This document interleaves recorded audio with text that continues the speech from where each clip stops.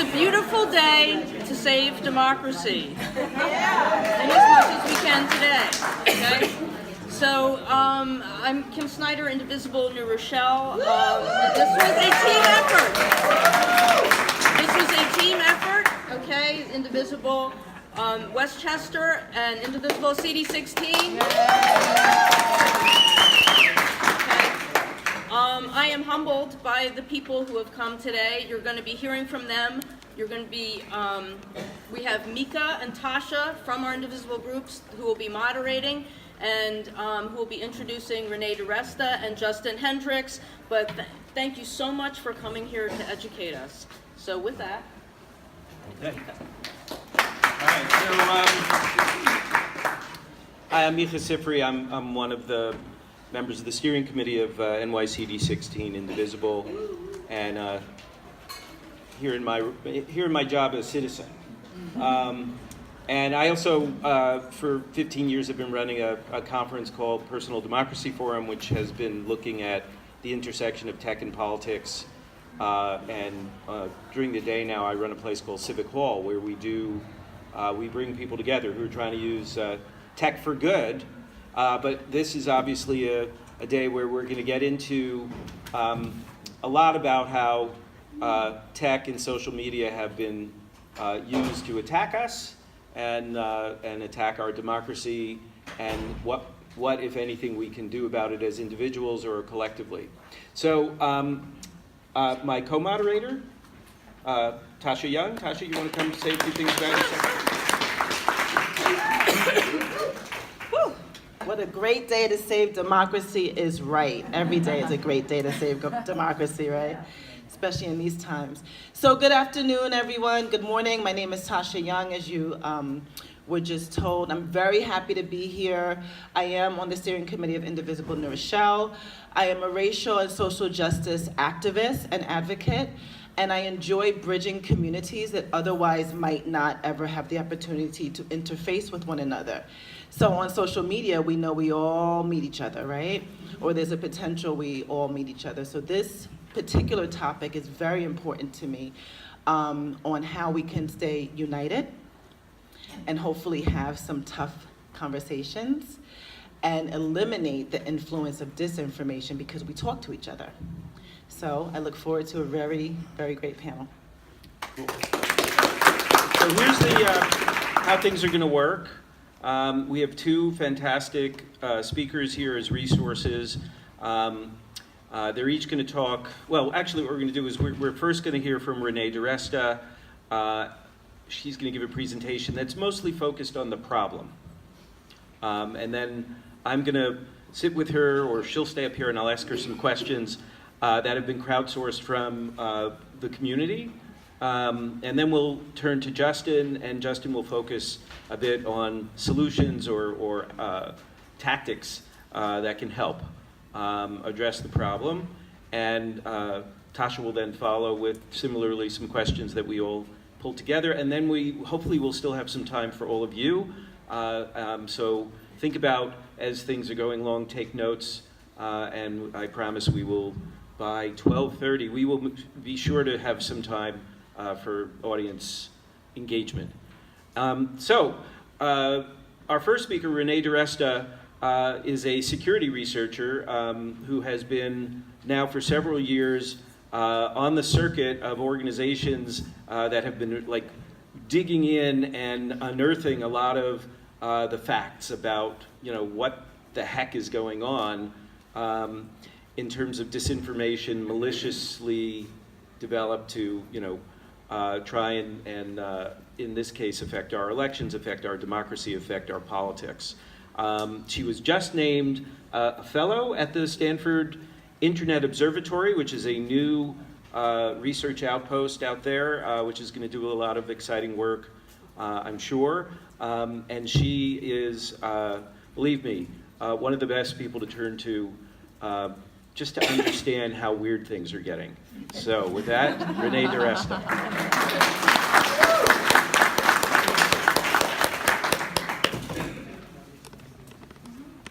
Hello, everybody. Thank you for having me here today. I'm actually from Yonkers, so it's nice to be back. Yeah. Okay, so what I'm going to do is give a quick run through. There's a lot of technical terms in this conversation, and I want to try to avoid jargon. So I'm going to try to explain it without that. But if I say things that make no sense or I'm going too fast, feel free to just ask questions during this.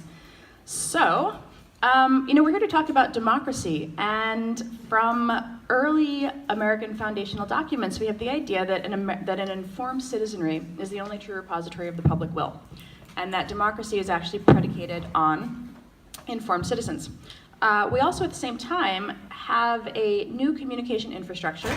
It's about 20 years old now, and it has fundamentally changed the way that we interact with each other, and it's also fundamentally changed the way in which information is communicated to us.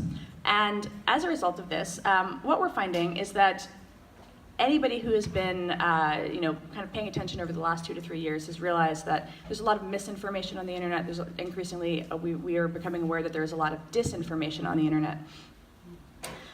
This is 2016 was the year of post-truth. Last year, dictionary.com went with misinformation as the word of the year. We are trying to take the problem, which is kind of roughly called information disorder by researchers, and try to break it down into component parts so that we can think about how we're going to address it. I would say that, just to kind of posit this, our political conversations are happening on an infrastructure built for viral advertising. So what I'm going to try to do in this particular section is explain how that infrastructure was created, why an infrastructure built for viral advertising and engagement is problematic for democracy, and then how that infrastructure is being misused by various types of actors and who those actors are. So one of the challenges that we're having is that in an engagement-based model, engagement-based information model, what is popular is what is the most engaging. So what is popular is what is the most sensational. So things that are true, whether kind of capital T true or things that we have kind of come to achieve consensus around in the past, is increasingly deprecated, and what we see go viral time and time again, the information that makes its way to the greatest number of people, is information that is popular. So the platforms are showing us things that people who are like us engage with. The platforms are showing us things that extremely large critical masses of people engage with. And what that means is that as we consume more and more of our news on these platforms, and as we spend more and more of our time on these platforms, the information quality isn't necessarily what it would have been in the days when there was more kind of curatorial and editorial functions.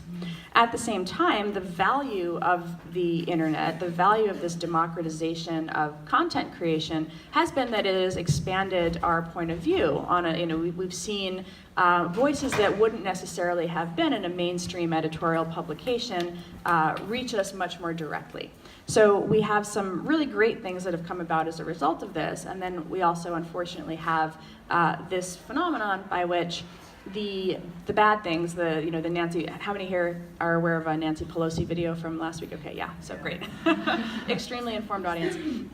Where that popularity, the fact that that video spoke to people, to people who were inclined to believe that, they began to reshare it, and so simply through the act of resharing it, it continues to spread across the platform. So you have this things that are popular make their way into our feeds rather than any kind of fact-checking mechanism.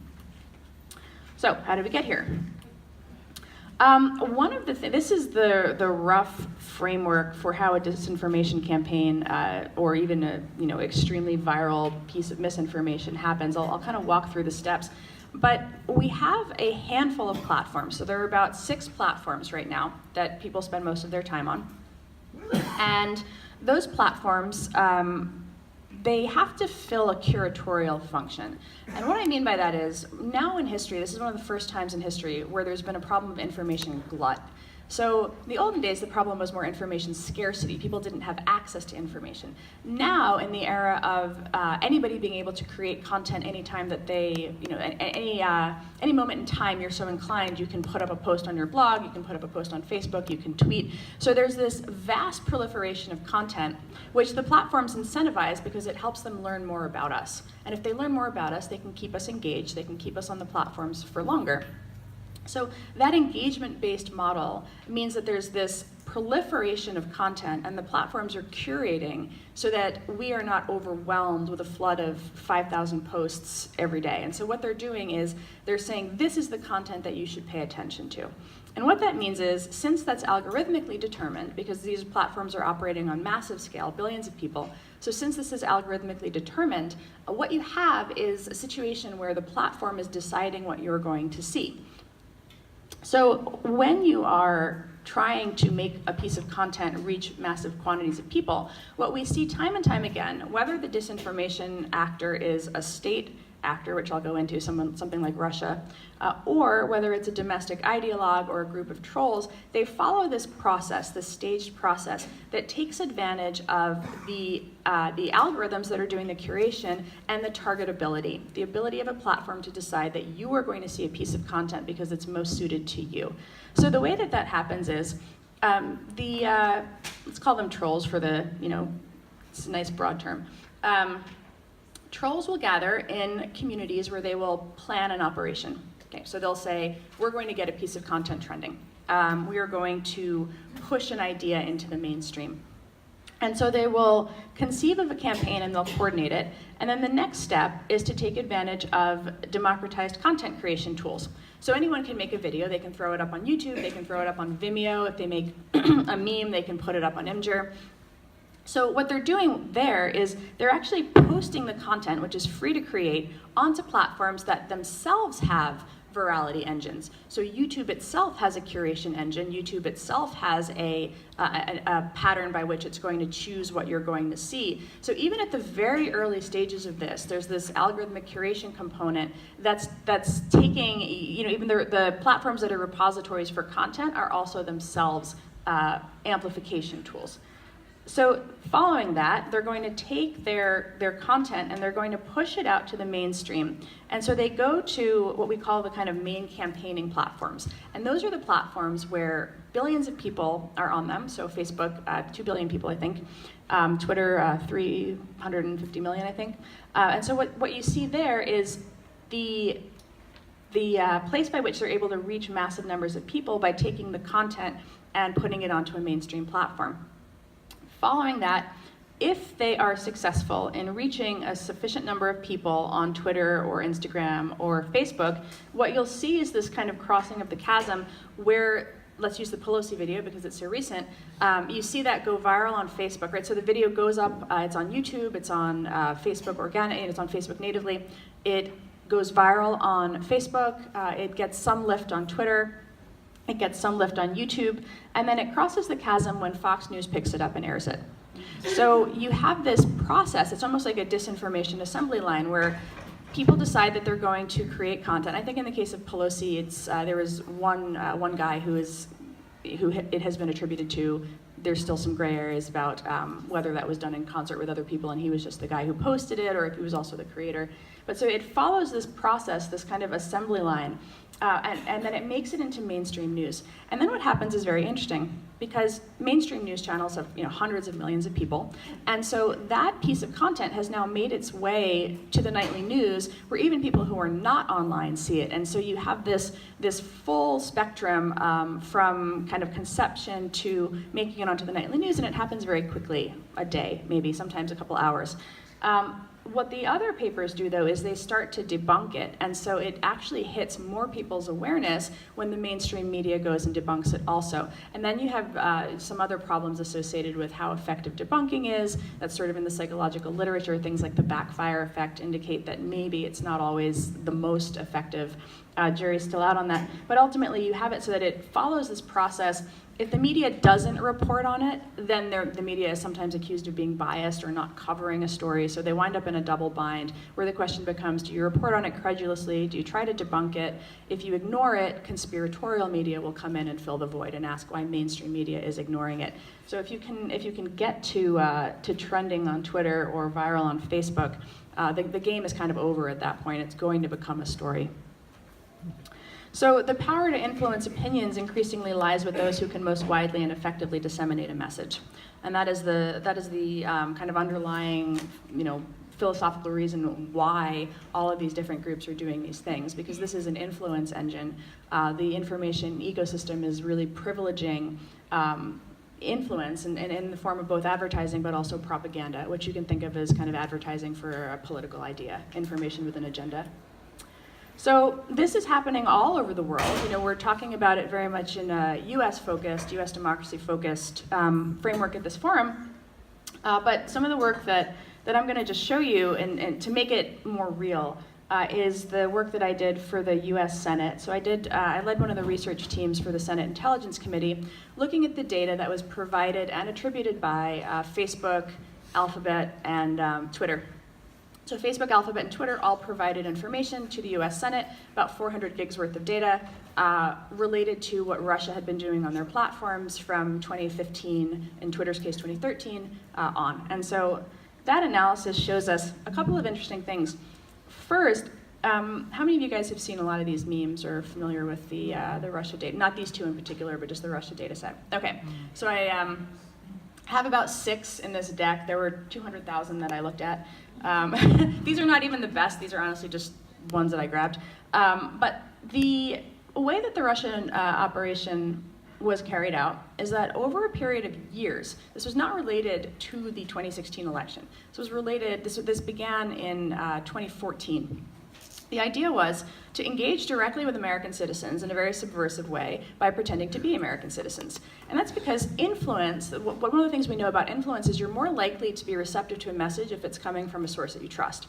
And even in an era of mass distrust in media, there's still a high degree of trust between people. You trust the people in your community. And so what the Russians did was they created these communities. And it's talked about a lot in the press as exploiting social divisions. But what they were doing was they were building communities of like-minded people who felt the same way about a particular thing. And so rather than building the communities around dislike for the other, they built it around pride in yourself. So the content targeting Southerners, for example, there was a page called South United, was all about pride in the Confederacy, pride in being members of, descendants of Confederate soldiers. It wasn't so much, and then once they had these pride communities, they spoke to them as if they were members of the community. So it was as Southerners we. It was not. It was not like a message coming down from on high. It was like me speaking to you as New Yorkers. This is what we think, right? So you're establishing a common bond, and so they built up on Facebook. There were 81 pages, of which about probably 30 were good, and then there were 133 Instagram accounts. And so they had these very long-term relationships that they established over a period of years. And once they had that established relationship, then they would periodically throw something in there that was just a little bit outside of what you would consider maybe a normal message or a normal way to communicate, where they would kind of insert political propaganda into pages that were really ultimately about pride. So what we have on the left there is a page for United Muslims. So again, it was just a page about taking pride in being Muslim. Most of the posts were about Islamic culture. And then every now and then there would be a post that would be used to, in this case, erode support for President Obama by pointing out that he bombed more Muslims than any other president in history. Here, again, on secured borders, that was a page that was targeting older conservatives. So one of the things that was interesting was they had remarkable, what we call in marketing, segmentation capabilities. So the pages targeting conservatives did not treat conservatives as some sort of monolith. There were the Confederate kind of Southerners. There was Texas secessionists. There were young conservative pages that were really drawing on content from popular young conservative sites like Turning Point. There were pages targeting older conservatives with a lot of stuff about Ronald Reagan, love for the flag. So, and then there were the pages that relied a little bit more on who is America for, right? This deep concern about resources and veterans and borders. And so that's what one of those was. So again, it's this idea that appealing to the desire for security through irony. This was interesting. So the page over there on the left with the L, that's a page called Born Liberal. So there were pages that targeted liberals. There were pages that targeted feminists. There were an abundance of pages that targeted the Black community. That was actually where they spent most of their substantial amount of the efforts were in targeting the Black community, because they could use racism and real underlying grievances as a way to both build up Black cultural communities, and then again, what you'll see on the next slide, kind of jumped ahead, so I'll go to that one for a second. What you'll see on the next slide is this kind of content was framed, I won't vote, will you? So it's a voter suppression campaign there. But they're framing it as Black people, we can't vote for Hillary Clinton. And they would point to Bill Clinton's past laws, or they would point to why Jill Stein was better and how she had an African-American VP candidate. And so the majority of the content targeting the Black community was, again, about cultural pride. It was about challenges with officer-involved shootings, and so there was that political component to identity. But then they would take that and they would speak to the communities that they'd established, hundreds of thousands of followers for the pages. I think that page had about 350,000 followers. And they would speak to them as members of your community. We can't do this. And the thing that we didn't get from the social platforms was we couldn't see the comments. So I know that several hundred people commented on that meme, but we can't see what they said. And that's one of our key gaps in understanding how propaganda influences us.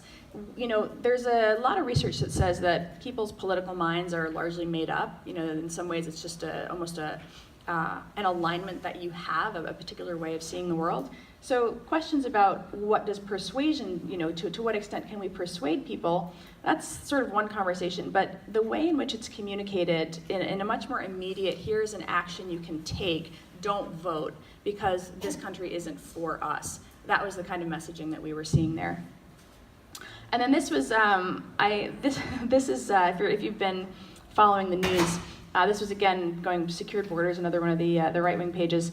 As the Internet Research Agency began to be moderated, as Facebook began to crack down and they lost some of their memes and they lost some of their pages, they framed this to conservative audiences as if they were being censored. So we are just this nice right-wing meme page and Facebook is taking us down.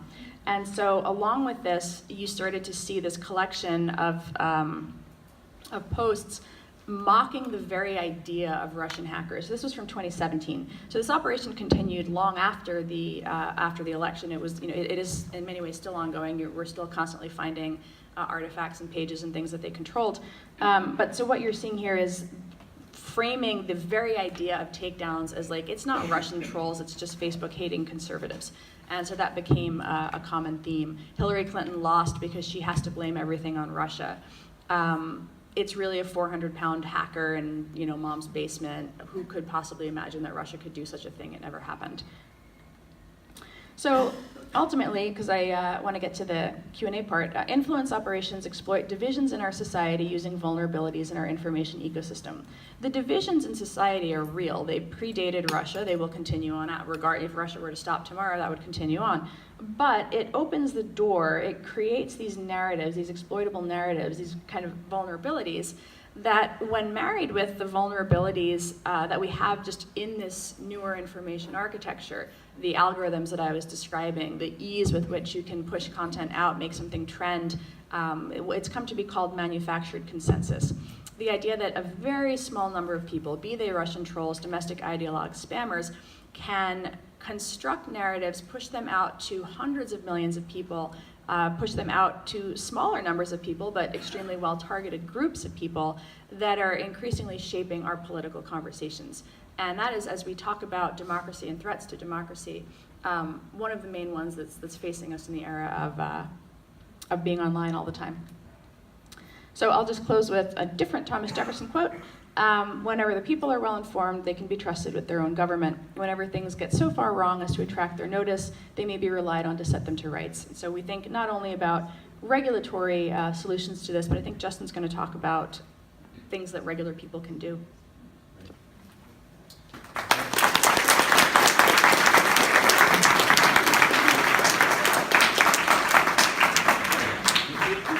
Have a seat. Okay. We've actually made Thank you, Renee.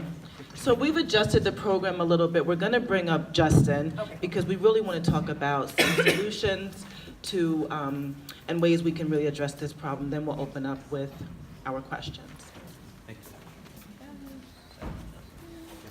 How are you all doing this morning? Good. It's pretty great to be here. I enjoyed the drive up and then parking just under the pride flag that's over there, which is cool. Is the parade right after this? Okay, good stuff. Cool.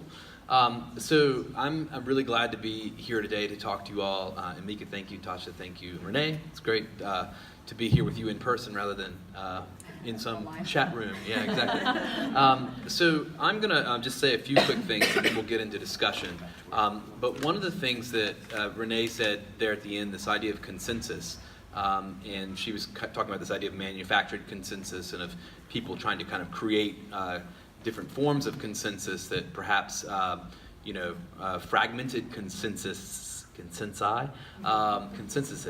that tear us apart. But the reason this issue is so important, and the reason I am here right now, is because I think this is an existential issue for us. If we're not able to come to consensus and to exercise that consensus through our democratic processes, we're not going to be able to solve the great challenges that we have. And one of which, of course, is climate change. And there is, an active effort to undermine our ability to act on the consensus of our scientists and of our citizens to solve that. So if we can't sort disinformation as a general problem feature of our discourse, then we face an enormous challenge that may kill millions of people. And already affects, many vulnerable populations more than others. So I'm just going to say a few things, and we'll kind of get into the discussion. But as far as my background, Mika talked about his day job. My day job during the week, which I'm not here officially representing, I run 2 labs related to emerging media technology. I teach a course at NYU called Tech Media and Democracy, which is a partnership of multiple faculty in Columbia, NYU, Cornell Tech, the New School, and CUNY. I also help start companies that look at emerging media technology through a variety of different programs that we run. But one of the things I kind of wanted to get into in this sort of set of issues, one is that there are still a lot of unanswered questions, and Renee's done an enormous amount of effort, tireless effort to kind of shed light on what we know is going on the internet right now, what we know happened before 2016, et cetera. But I think even you'd agree, we still don't know exactly what happened. We still don't have all of the details. I've been an activist in trying to preserve efforts to get at that information, whether from the big tech platforms or through procedures like the Mueller investigation. I think it's very important for us to know what went on. And if you kind of look at, where we are, there's sort of still a slow drip of news and information about what was a concerted effort, not just a disinformation effort, but an enormous interference effort that had multiple different prongs, including hacked information and effort to get into voting systems as well. This was an article that you might have seen earlier this week from Politico, on a software vendor that may have opened a gap for hackers in North Carolina. This is a highly concerning article, just another one of those articles that makes you wonder, at what point will we find out that perhaps our current understanding of what happened in 2016 is not complete. I was struck by this tweet by the columnist Will Bunch, kind of tying this article back to what was happening on the day, in North Carolina in certain districts that were known to be affected by this particular hack. Not to be conspiratorial, but I do think we need to be concerned about these things. The fact that we still don't have all this information. We still don't know what was the result of the counterintelligence aspect of the Mueller investigation, for instance. There's a lot of information that the public simply doesn't have. The second thing, a lot of you are wondering about 2020. To some extent, it is too late. I don't know if Renee would agree with that. But to some extent, it is too late. The majority of the trajectory of what's going to happen in 2020 with regard to disinformation, hacked material is set. There's not a lot that is going to take place now to really change that trajectory. Although, there are certain things that we can do. But I think that's for a variety of different reasons. One is political. We have, for some reason, got a government that doesn't want to do anything about these issues. I think that's largely because they have no interest in seeing anything done about those issues. And I think that should concern every American. A president that continues to call the attack on our election in 2016 a hoax, a Senate Majority Leader who quite literally is a human roadblock to any effort to introduce election security measures that would fend off the worst of those attacks that we know about.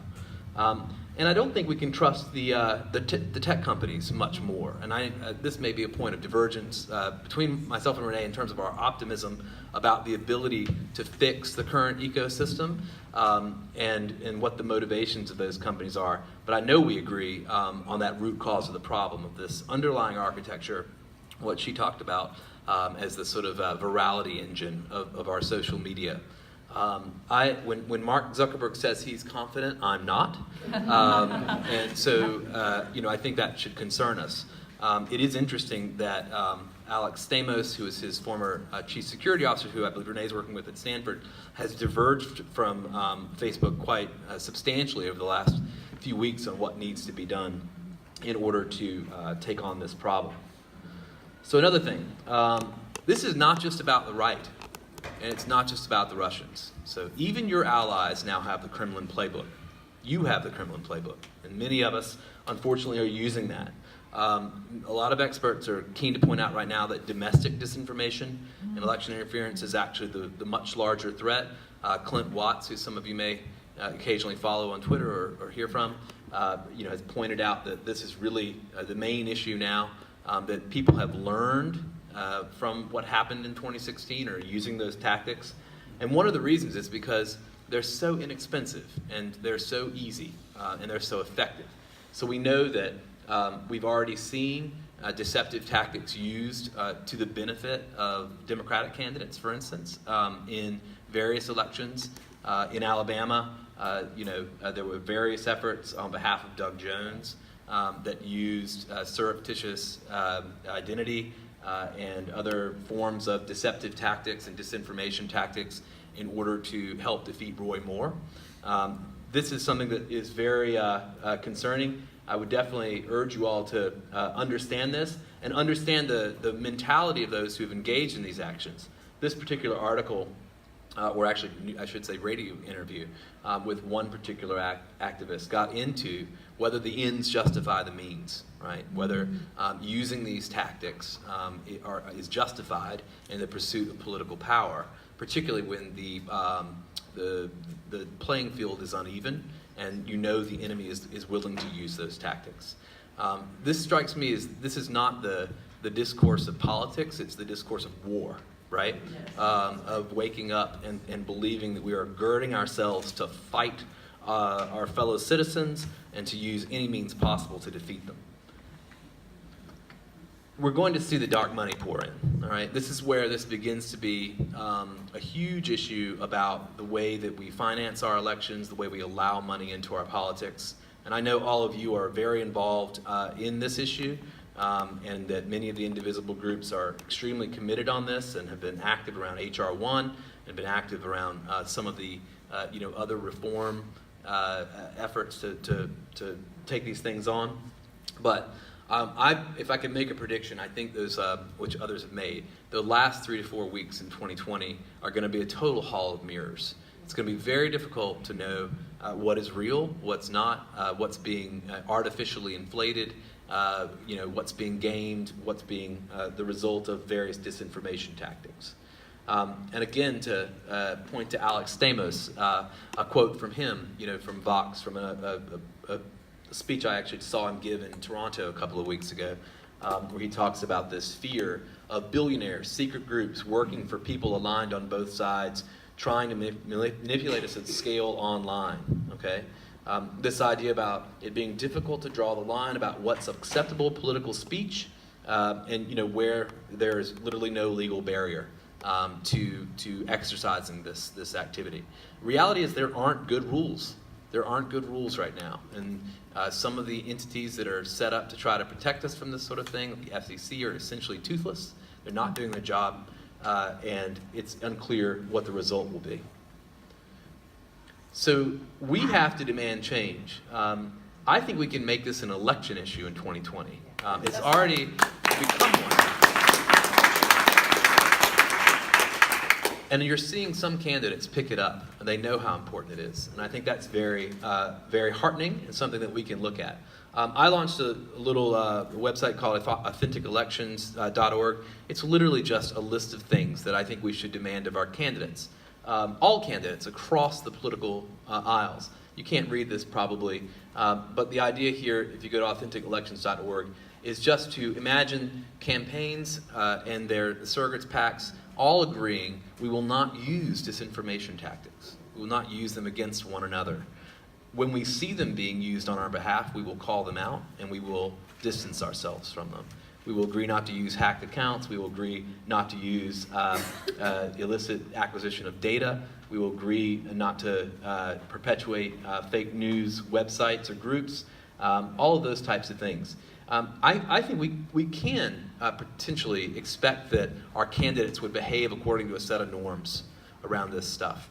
That we can tell them it's not okay. It's not okay for you to do this. And if you do it, there'll be consequences with those who support you.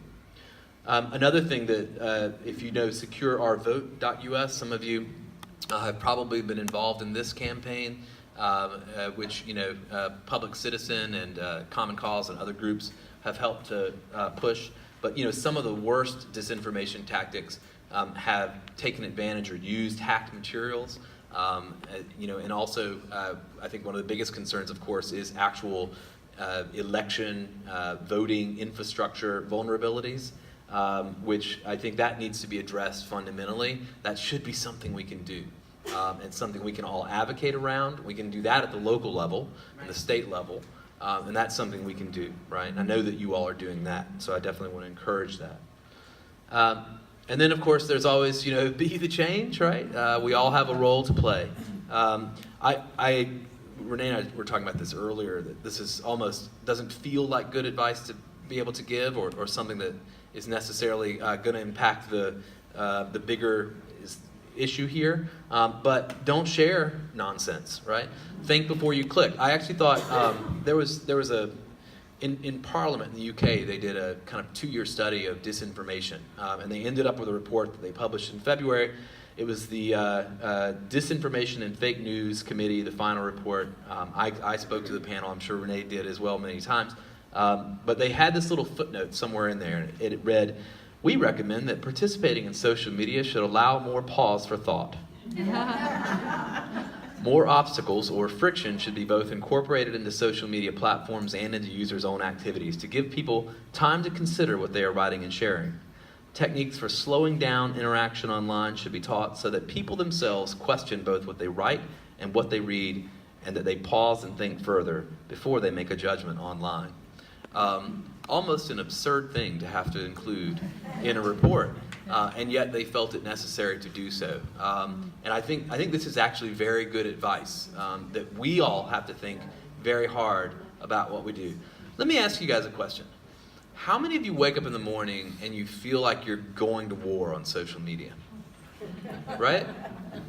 I think it's all too common a feeling right now, right? I'm going to war today, again, on Facebook, on Twitter, wherever I go. And I will pick up any rock and throw it, right? And I think that's part of the problem, is that we're all willing to pick up whatever rock and throw it, no matter what the context is. So you all may remember this incident, right? Now, I bet there are those who will disagree with my perspective on this incident in this room, right? But this incident is almost a perfect example, a textbook example of something that's become a pattern on social media, okay? A context-free image or piece of video that is, put onto the internet, that is then amplified possibly through some dubious parties, right? That picks up the popularity swell, that translates across, it follows exactly the pattern that Renee referred to, and it does nothing but damage our discourse, right? No one learned anything from this. Nothing good came of it. Nothing good happened, Okay, I feel like this is something that we all fall for. I shared this video. Okay, that's all. We're all pretty at a high level of like OMG. So, is Justin's prediction about 2020? Is there anything you disagree with there, or anything you think that maybe there's still a chance we can stop the flood that he's predicting will overwhelm us? So there's two different challenge. Stand up. Okay, sure.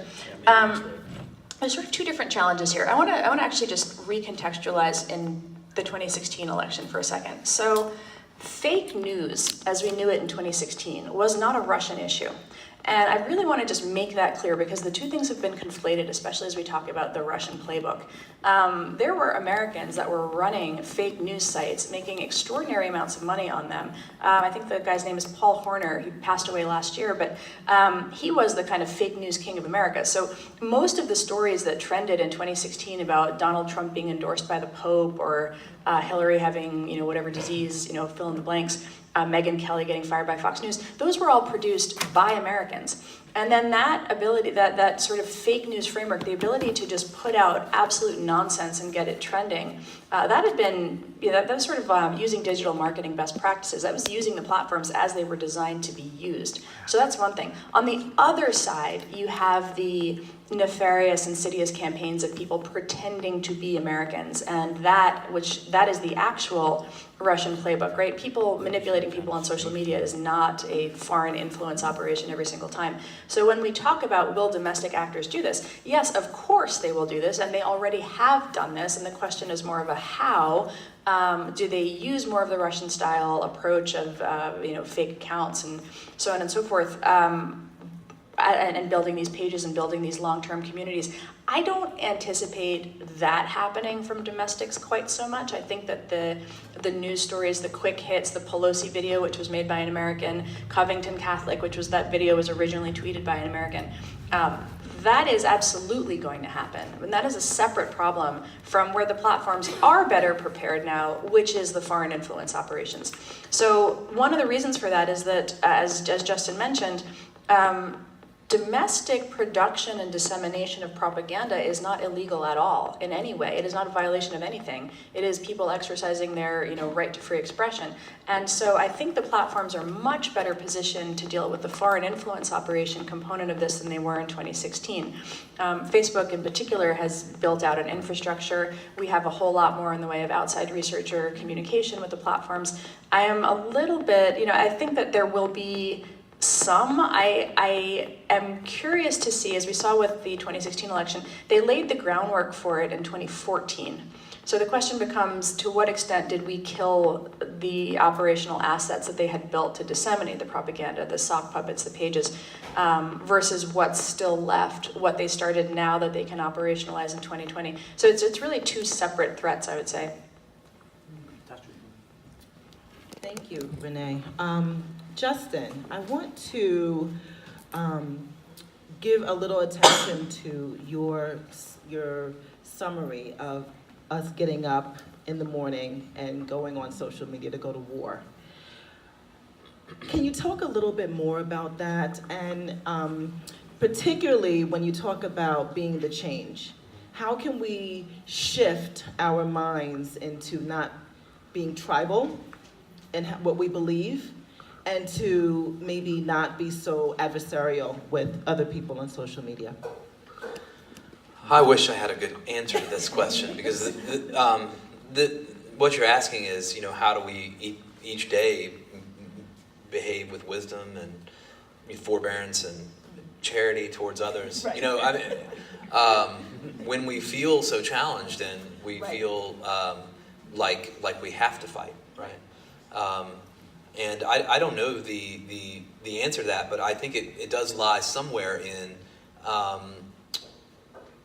honestly, maybe getting offline as much as we can. You all are here today. You're here in a room with one another. There's things you never say to the person sitting next to you right here, right now, that you would say perhaps to someone online. because they're disintermediated and they're far away from you. I suspect that's probably most of the answer, is that we need to begin to remember that our actual politics and halls of power are places like this, and not the rooms that we find ourselves in on Facebook. That our community board meetings and our local community group meetings and things of that nature. But the best person to answer this would actually be Mika, who's been spending I'm not here to answer. he's spending his life on these issues. But I'm going to follow up on that, because I totally agree that we have to be more thoughtful, and the tools are addicting, and I'm sure we've all posted something once or twice or more that we regret, because you just respond really fast and it's so easy. But there's a flip side to this, which is if you are an organizer, if you're an activist today, number one, this space, you've got to be in that space. And number two, and especially if you are not a white man, but are from any number of communities that are being attacked, you can be targeted and your life can turn into a kind of virtual hell. And so what do we do about that? I mean, I know Godwin's law has been temporarily repealed for this period. Godwin's law, if people here don't know what that is that when any online conversation goes on sufficiently long enough, someone will mention Nazis. So I'm going to do it, which is that, that in the 30s, the way the fascists built power is they intimidated people in the streets, right? There were brown shirts, there were stormtroopers, there were, laws passed too, but a great deal of beat up the Jews, beat up the gays, etc. And it was sanctioned. What we have now is a kind of digital stormtrooper phenomenon of people being beaten up through the process that Renee was talking about. It isn't so much disinformation as it is direct intimidation. So what do we do about that?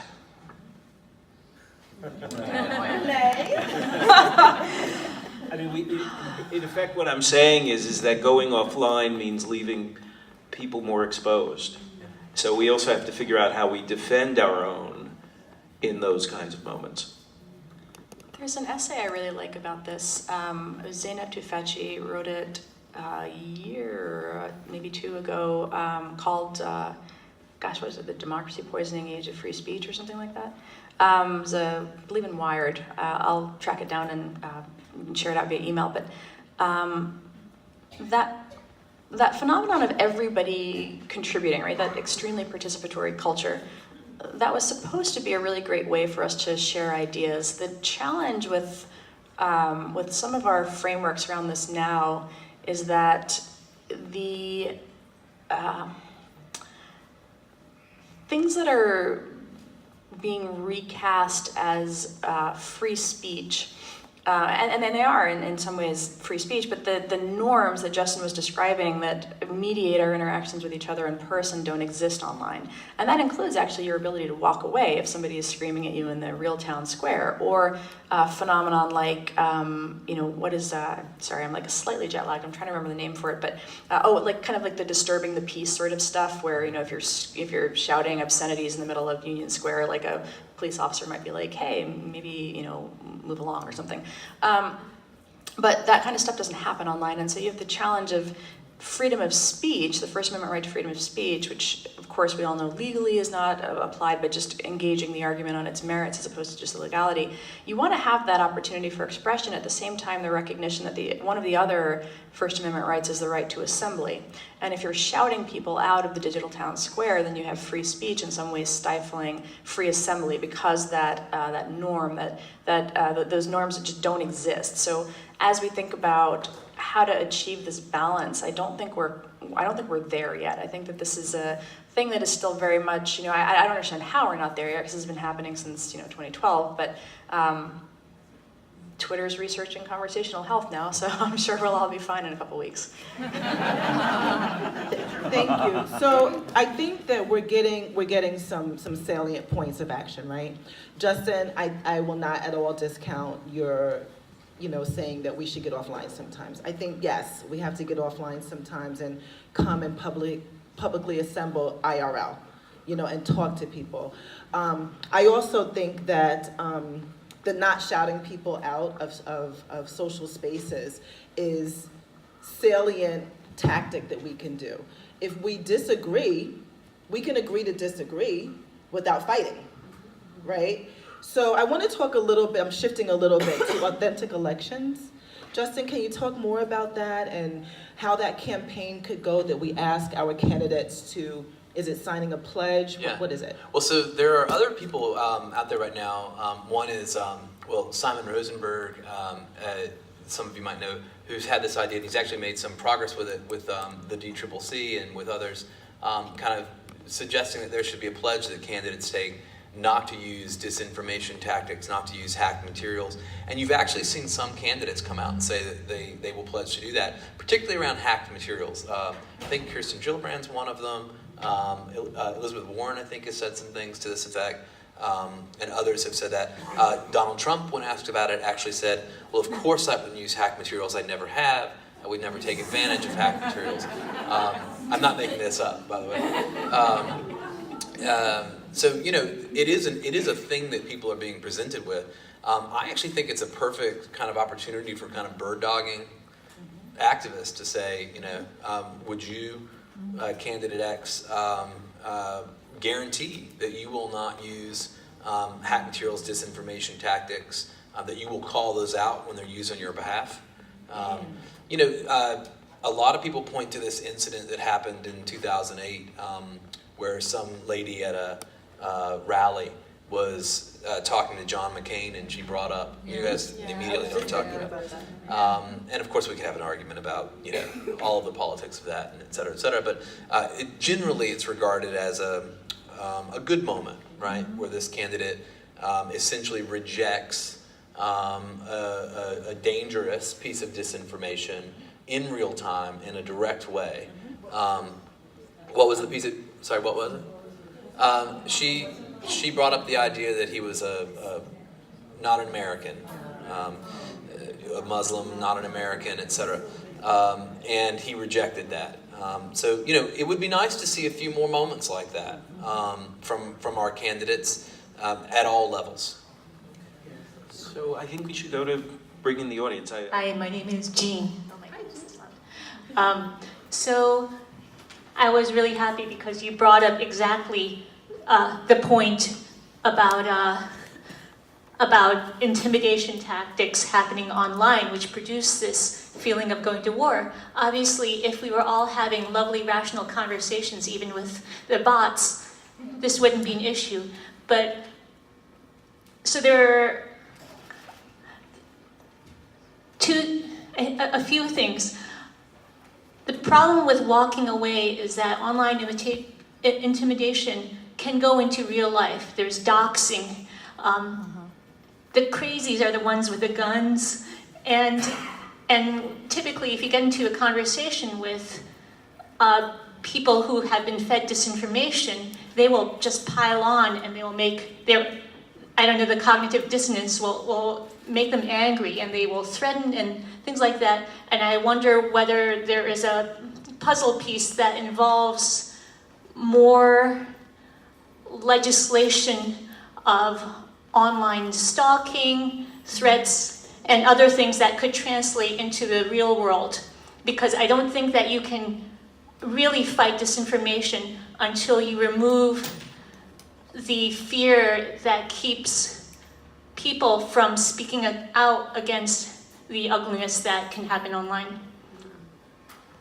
Right. We have to bring the night back. Maybe we can stand up. Let's stand up. Yep. Okay. So I'll let Renee speak, but I'll just say, I just want to clarify one thing. I'm not saying we should all get off social media entirely or walk away from every fight online. But I do think that there's, to some extent, we have to realize that the actual halls of political power and the actual public square is not the same thing as Facebook. And if we spend more time in the actual places where decisions get made, and where our legislators gather, and our council people gather, and our supervisors gather, et cetera, we're more likely to have an impact in a discourse where impact is the goal, right? Than we are fighting online, and that's I just want to make that point of view.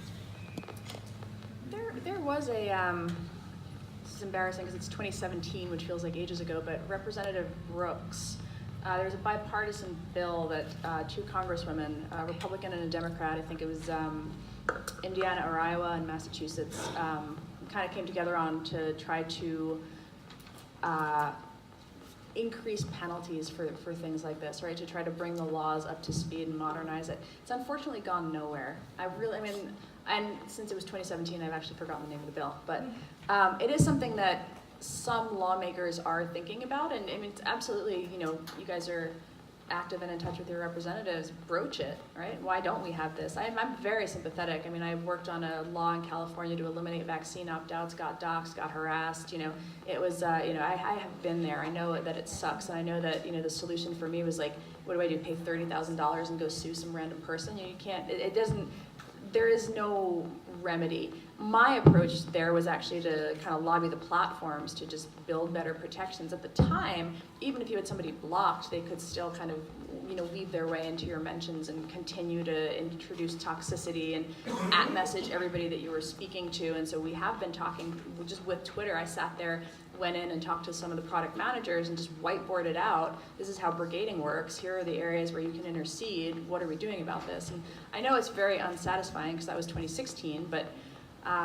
we're trying to come at it from a number of different ways, recognizing that exactly what you're saying is right. You don't want to see people pushed out of the conversation. And it is an extremely high cost to be active and vocal online. Oh, thanks. And actually, it's a follow-up, unintended, to what you were talking about. How receptive are groups like Facebook and Twitter to developing their own algorithms to counteract and detect domestic uses of disinformation or fake accounts, things like that? Are they resistant to doing it because it cuts down on their advertising, or do they want to do it as good citizens? So some of it is, of course, they have had a nightmarish year of repeated bad press over now a period of, I would say, close to 2 years. So there is a lot of incentive just to dig out of that hole. They have, I can go over, I'm obviously not a Facebook spokesperson, but they came up with the idea of coordinated inauthentic activity, and that is something that I have a lot of appreciation for, in the sense that it's not perfect, but what it says is, you'll notice it doesn't say like foreign inauthentic activity. It's the idea that there are certain types of dissemination patterns, and as you were, if you recall my little chart of the process, some of that is, occasionally you have these real moments of organic virality, but what you see happen a lot of the time is you see signatures of coordination, indicating that groups are collaborating, or groups of trolls, groups of individuals, pages where they're all cross-sharing each other's content, sharing an AdWords account so they can maximize revenue, and there's a number of different ways that this happens. But coordinated inauthentic activity is not limited to foreign actors, and so it has allowed them to take down networks of domestic pages as well. And then the other thing that they do is they use this framework called remove, reduce, inform.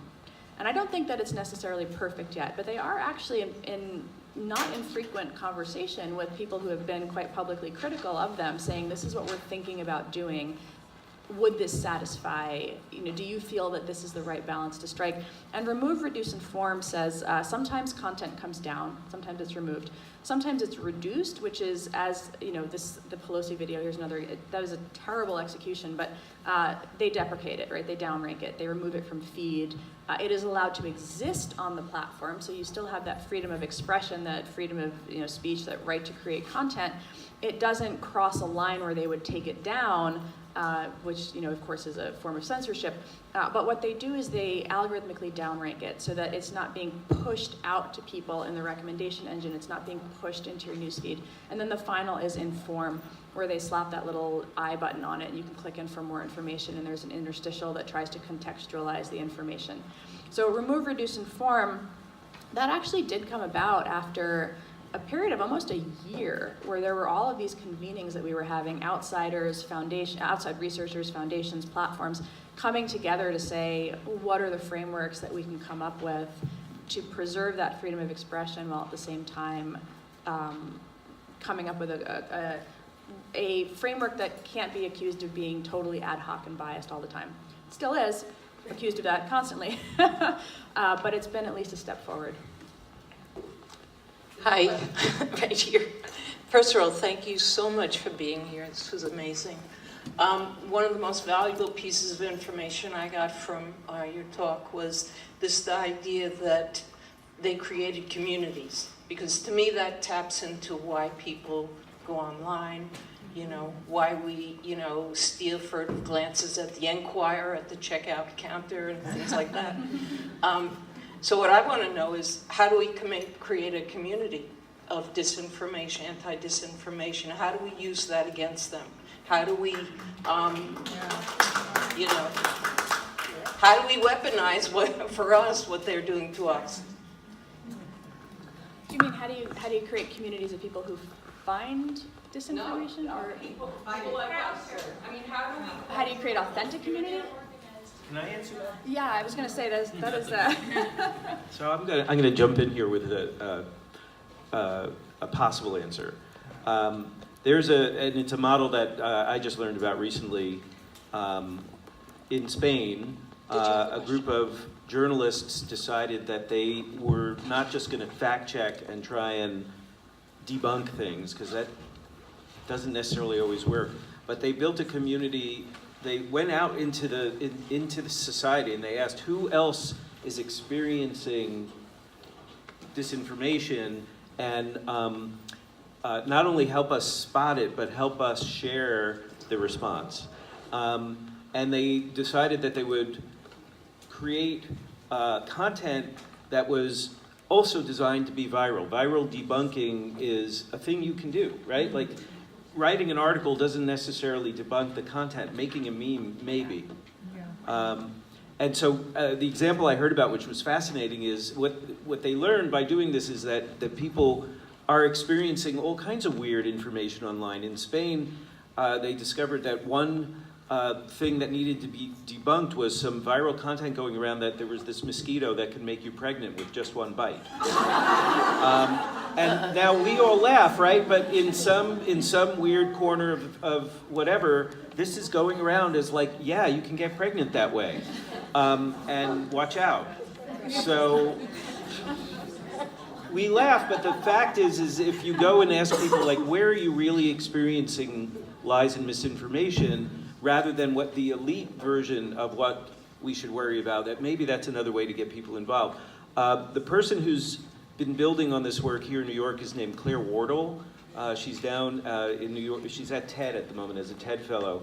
And if there's real interest in us trying to create like a little experiment, she is looking for partners who want to do this in the community sort of way. So I'm seeing a lot of heads nodding, like, let's try and maybe we can be a partner to her. Yeah, wouldn't that be cool? Okay. 2 more questions. Yeah. On I have 2 questions. I'll make them brief. Doesn't Citizens United essentially legalize foreign intervention in our politics by allowing corporations to contribute what they want? When multinational corporations know no nationality, that's question 1. And could you talk to me about the difference in the use of disinformation between now and the past? This all rings very familiar. Every war our country has ever fought has been preceded by a disinformation campaign, or even a real events campaign, according to some historians, like, say, Pearl Harbor, or even perhaps 9/11. That may be controversial, but that's what I think. But anyway, isn't disinformation normal statecraft? So I'll answer the first question, then let Renee answer the second question. So the first question was about Citizens United, and the answer is yes. Thought I was going to have a little more time to formulate. Also, yes. So we are very careful to caveat that this has happened time and time and time again, right? So this is the, if you follow the history of the Cold War, right, active measures was the term. The idea that that propaganda, and both done by the U.S. and the U.S. Voice of America, it used to be a little more attributed. There's I don't want to give a whole history of propaganda here, but there was like black propaganda, white propaganda, and gray propaganda, and it's like in terms of attributability. So the Soviets were rather notorious for being extraordinarily successful with things like gray and black propaganda, where they would launder narratives through the newspapers of the day. And one of the New York Times did a little video on it, Operation Infection, the idea that the CIA had created AIDS. Was one of these campaigns where they launder it through a series of newspapers. Now, what's different is you don't have to launder it through the newspaper. In some way, not being in the newspaper is actually hugely valuable because then you're telling the people what the media won't tell them, right? But it's a function of what has changed is targetability, where the right people receive the right message. So that's why the Russians were using ads to grow their communities. The right moment, ways in which you can weaponize real events nearly instantaneously. So Covington Catholic, real thing that happened, real Americans involved, real Americans spreading it. Can you, as a foreign entity, use bots and other things to amplify it, where you're not creating it, you're just giving it lift and making it a news story? Yes, so you can do that today. You can, the virality, a friend of mine, we have this regular argument about virality. I think that virality includes velocity, right? It's the idea that not only is the information spreading from person to person, it's how fast it spreads, right? It's that it spreads and it hits now millions of people before any debunking story goes out the door, and the debunking story does not get the same lift and dissemination, versus if you read your newspaper every day, and that is where you're getting your information from, and then the newspaper issues the correction. Now, of course, the correction might be down in some small corner of the page, but ultimately, your information sources are narrower. So now that you have this proliferation of information coming from everywhere, it's easier to do it, it's easier to reach people, I think. It's easier to reach the right people, and that's where we see some differences. Hi there, Steve Otis. I guess great presentation, very depressing. And it's depressing because, in a sense, our domestic disinformation folks and Putin have gotten their way, in which case we all now have to be very suspicious of what the truth is. And so my question to all of you up there is, what can we do to insulate not just this community, but everybody, to be more skeptical about all the information that they're receiving, and to have people question it and try and sort out the truth rather than automatically accepting the thing that comes, especially in the October before the 2016 election, the October before the 2020 election, where the velocity issue that you just raised is paramount and a great danger. And so help undepress me with some good answers. Thanks. I'll just say a couple of quick things. So one is that most of what I know that this group is already doing and advocating for is helping matters. We were talking about education, failure of education around the Spanish fly. We were commenting over here. We have to, the first inoculation against disinformation is a good education, right? Does that sound reasonable, right? Of course it doesn't, right? So that's number one. So we've got to figure that out, and we can do that at the local and the state level, right? So we can push for that. The second one, and this is a huge issue that I know Claire Wardle and Renee, this is intersecting, is the crisis in local journalism. And we've got to figure out ways to capitalize the search for facts at the local level, as well as in our national media. That is a huge crisis. The number of professional journalists continues to decline. The carnage in the local news media continues apace. And partly that is driven by these same dynamics of virality, velocity, and the kind of ease with which we interact with social media. So we've got to figure out ways to address that. Now, I am really interested in some ideas that people might regard as fringe, like could we have a tax on targeted advertising that would then fund some kind of large fund for local journalism, for instance. I don't know how that would be administered, how it's governed. I don't know how it would work, but there might be some way to do that, to kind of take capital out of the hands of these large platforms and put it back into the hands of journalists on the ground. But can we all subscribe to our local paper? Yes. I think things like that can be very impactful, and we can take decisions every day about how we invest in the information ecosystem around us. Thank you. So we're coming to close to a close of the program. I want to piggyback on something that Assemblyman Otis mentioned, and he said, how can we increase our skepticism? And I want to expand on that to maybe how can we increase our curious intellectual side of us. So when we're presented with something that seems a little suspect or different or foreign, to maybe look for more information of that subject matter, because I have been criticized and dismissed as being influenced by Russia, when really people in the Black community haven't been voting since the crack epidemic, because we didn't trust people who said, trust me with your vote. So I think it's an opportunity to definitely push for legislation and definitely push for pledges that our candidates could sign. Also on our pages, we can have a disclaimer of what we tolerate and what we don't tolerate on our pages. And if people want to, get in their heels and want to fight, that just will not be tolerated here. But not because it's something I'm not familiar with, more of how we treat each other on social media. So there's time for maybe one more question. I also want to say that if you're interested in follow-up, I'm so glad someone who's not from my generation or my parents' generation wants to speak. But if you want follow-up information, I'm so glad. If you want follow-up information, we will be having a follow-up to this. We're going to hopefully engage more millennials and Gen Zers.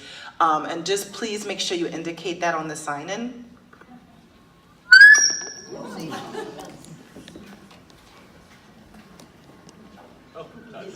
Hey, thanks, Sasha. Hey, so my name is Chris. So my question has to do with action items. I actually wanted to take a clear takeaway for those that are in my generation, millennials, Gen Zers actually, so great segue there, an action or a habit that we can actually take on, especially for those that aren't civically engaged. Like a lot of people in this room are genuinely curious, already very much engaged. But if I'm going back to the community I serve or my friends, they don't really care about this stuff. They mainly use the Instagram or the Snapchat. They have or LinkedIn. They use the platforms for their own means, right? And so disinformation, education is all nice, but really getting in an action item or a habit that they can actually do, I'd actually appreciate. Go for it. I feel sort of unqualified to answer this question.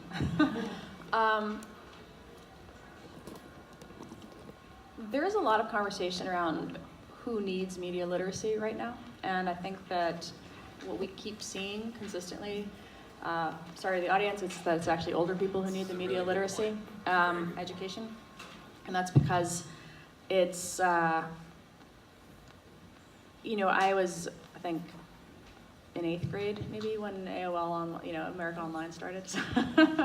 And there was a healthy degree of skepticism and, belief that the internet was full of all sorts of random things and sketchy people. And there's a very different, I think, education kind of coming up as a person when the internet was first coming online versus older people who maybe joined late, years after Facebook had been established. How do we help them understand what, this source kind of model of the internet, things that look like real newspapers are not necessarily real newspapers, that sort of thing.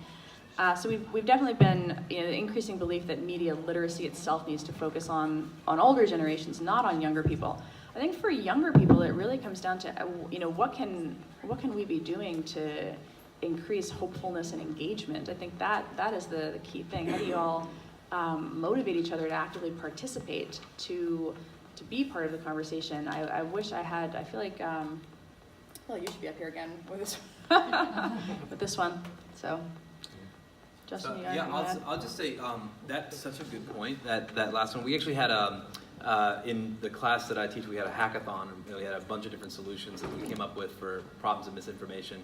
And one of the ones that some of the experts were most interested in was actually a solution to take young people and have them try to work with their older relatives to kind of explain some of the dynamics that they're seeing on social media.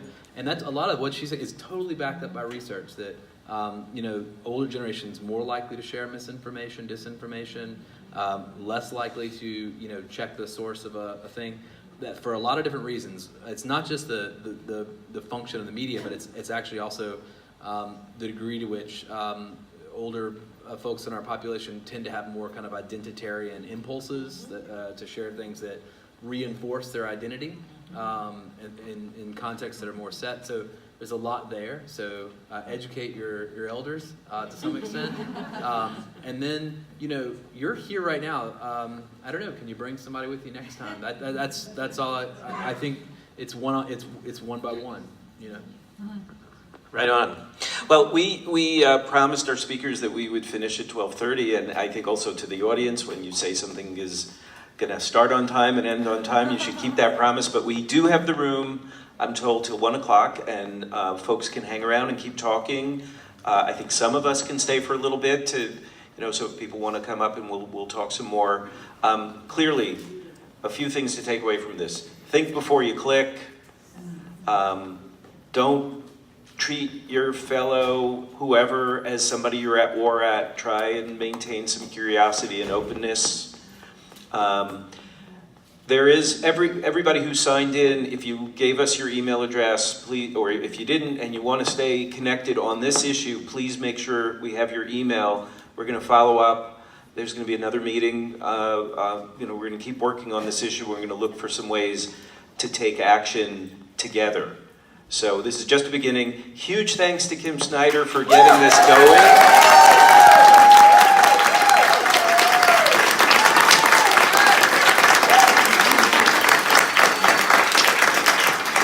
Take a bow, come on. Good job. Well, and thank you so much for, we can do a lot, this community, and we need the education. We're not all that young, but anyway, we will be following up. We will be having follow-up. This is a deep issue. We just scratching the surface today, and we got a lot of good information. On the back of these programs is kind of an explainer, so feel free to take some, and it explains kind of some of the terminology. Some of the terminology that's in there, so give it away. Give it to people. People don't know. And I'm so grateful to Indivisible. I'm grateful to you. Thank you.